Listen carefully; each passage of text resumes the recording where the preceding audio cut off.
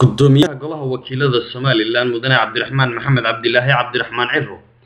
ayaa soo gaaray dalkani Jarmalka magaalada Bonn halkaas oo jaaliyada reer Soomaaliland ay ku dhaqan dalkani ay aad u soo dhaweeyeen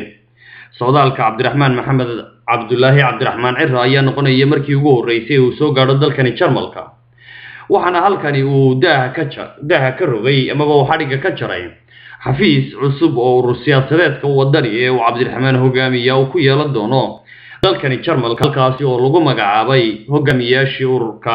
wadani uu ku yeelan lahaa dalkani Jarmalka الله على سيدنا محمد وعلى آله وصحبه أجمعين وحفر حد وينيا ونوم هذا شاليد الصوماليلاند وضع كتشرملكا ككريمي مقالوي ككل الدول لما أنتو يوصلوا ويي هالكم وها مناسبة أنا قاليقا أنا ضم فرح سنة هاي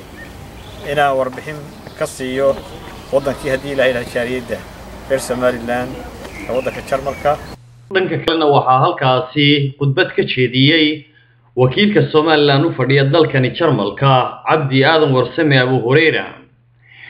isagoo khudbadiisu meelo badan taabanaysay ayaa waxa uu aad u dhaleelay bulshada reer Soomaaliland ee ku dhaqan dalkani Jarmalka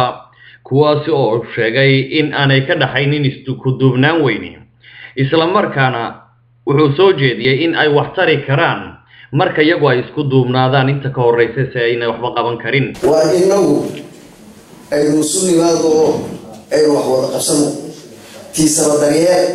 ayaa ku maamulay marka ayaa tii kala tusada laakiin inagu aan dhisnayn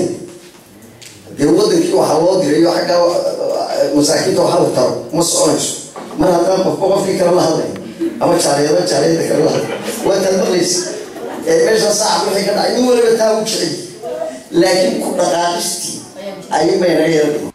kadib furitaanka xafiiska urur siyaasadeedka wadani uu ku yeelanaya dalkani Jarmalka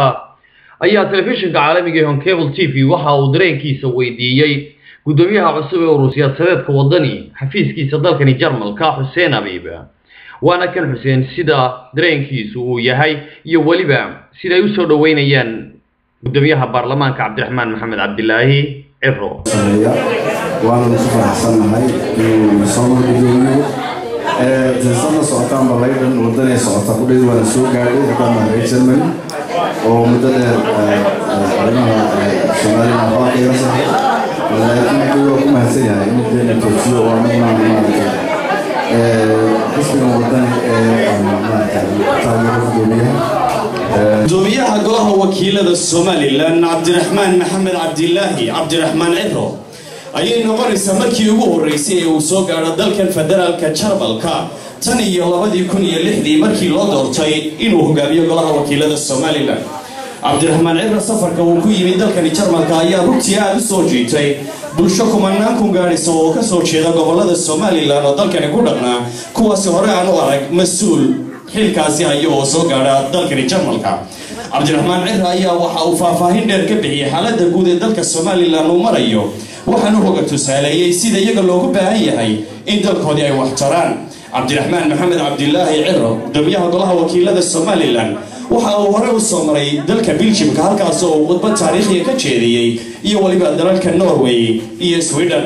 gabagabadiina socdaalka uu ku mariyay qaaradan Yurub waxa uu ku soo khatimay dalkani Jarmalka iyadoo la filayo inuu sii jeesto dhinaca magaalada Hargeysa xarunta Jamhuuriyadda Soomaaliland Mustafa Xaaji Aadan Haarun telefishinka caalamiga ee Cable TV Jarmalka